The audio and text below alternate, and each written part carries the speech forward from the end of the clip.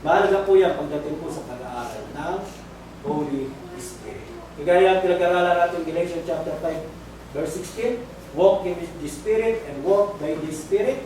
So, pinag-aralan po natin, walk in the Spirit is the closest meaning in the text. Ibig sabihin po, it is a manner of life ng mga Kristiyano, batay po doon sa Romans 13:14 and Galatians chapter 5, verse 20.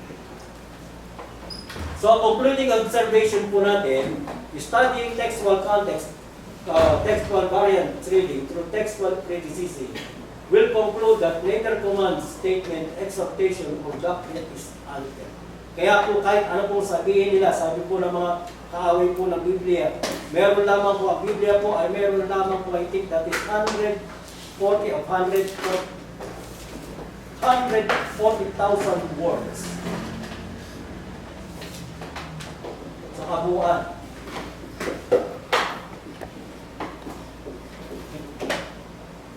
Nasalita. There are around 4,000 errors na ginabanggit po nila. Pero itong 4,000 errors na ito, ito po ay karamihan. Hindi po siya nakaka-apekto sa doktrina, utos, pangusap ng ating mga apostol at ng ating Panginoon. So ginagamit lamang po nila ito para po sirain yung ating paniniwala at ating pananampalataya doon sa ating Biblia. Palibasa po, halos lahat po tayo ay walang alam po sa wikang Grego, wala po tayong alam sa wikang Hebreo. Pag sinabi po, napakaraming mali ng Biblia, so matataranta na po tayo. Kaya po marami po ang mga Kristiyano, maski po mga mangangaral, nagiging lumilipat sa pagiging tumitiwala sa pananampalatayang Kristiyano sapagkat hindi po nila naiintindihan. Okay? So, ulitin po natin, studying textual variants reading through textual criticism will conclude that neither command, statement, exhortation, or doctrine is altered. Pero ang problema po, however, human additions, ano yung human addition? Word insertion, chapter and verse. No? Human additions into a translation significantly affect the meaning of a text away from the intent of the author, which when carelessly misused. No? Yung pong mga yung pagkakaibo sa Greek manuscript, yung mga textual variant, hindi po naka-apekto sa meaning ng kahulugan ng isang teksto. Pero yung mga idinagdag dito sa translation, yun po ang nakaka-apekto. So pinag-aralan natin yun po yung mga sample. So each translation should be treated equally for bias, agenda, or translators' interpretation. So ito po isang bagay na mahalaga po sa atin. Dapat po lahat ng translation, so sabi ng iba, ako basta ako King James lang ako. Basta ako ESV lang ako.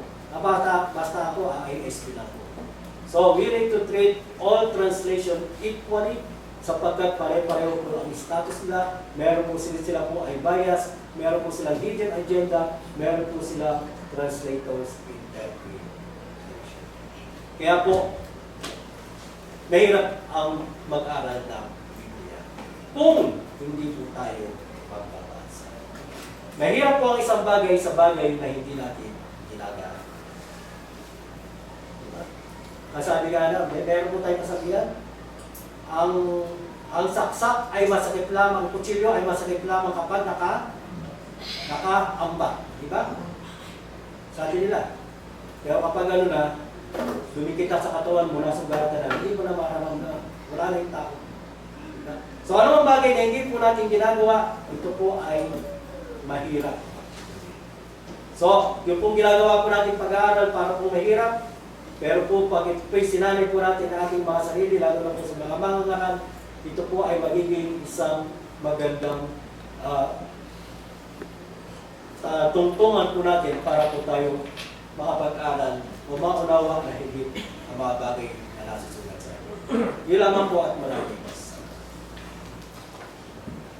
Isang mapagpalang umaga po sa ating lahat. Dapat po hindi po ako tatayo ngayong umaga.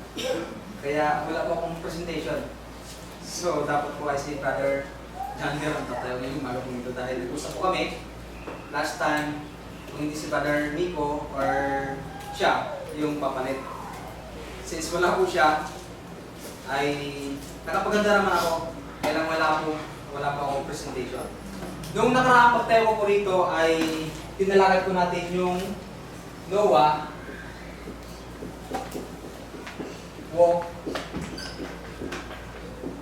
by faith. Yan. Ngayon, pupuntasan po natin yung isang bagay na ito. Yung pananampalataya. Ano po? Dahil medyo matagal-tagal na rin ang panahon na hindi natin natatalakay, gigisingin lang natin. Ano po? Dahil ang pananampalataya po ayon sa Biblia na nakalagay sa Hebreo 11:1, 11 verse 1 ay ganito po ang sinasabi. Hebreo 11 verse 1. Ngayon, ang pananampalataya ay siyang kapanatagan sa mga bagay na hinihintay. Ang katunayan ng mga bagay na hindi nakikita. So, ang sabi dito, kapanatagan. Kapanatagan.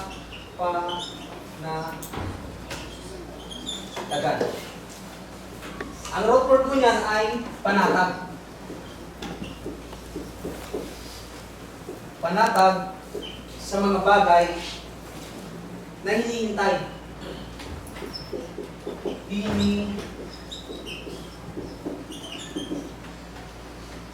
Kapanatagan sa mga bagay na hinihintay. O panatag tayo sa bagay na hinihintay. Yan po yung faith.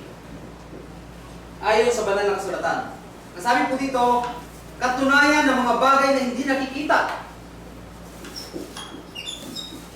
Katunayan, o yung root word niya is tunay.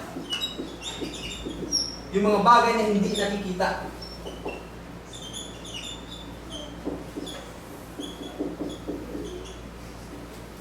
Ito yung kabuuan ng pananampalataya ayon sa banal na kasulatan. Panatag tayo sa mga bagay na hinihintay. Yung coming of Jesus Christ.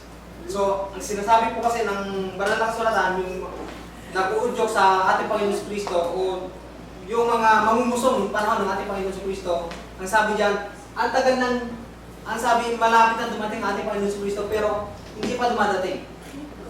Panatag tayo ron sa bagay na yun. Tunay yung mga bagay na hindi nakikita. Kaya nga sabi ng Apostol Pablo, nagsisitingin kami doon sa mga bagay na hindi nakikita. Dahil yung mga bagay na nakikita dito sa mundo, may katapusan.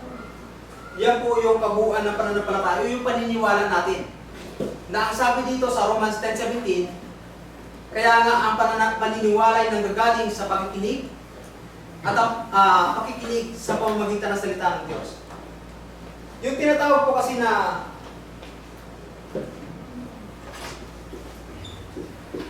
conversion, kung paano maging isang Kristiyano.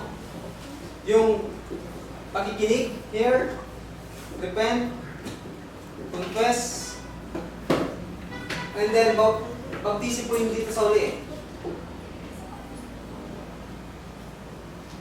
Ang sabi po dito, muli, ang sabi, ito yung kabuuan ng pananampalataya. Yung Hebreo 11 verse 1. Ang sabi ng John 17, John 3:16,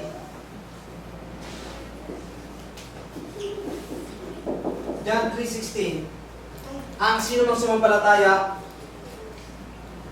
basahin po natin.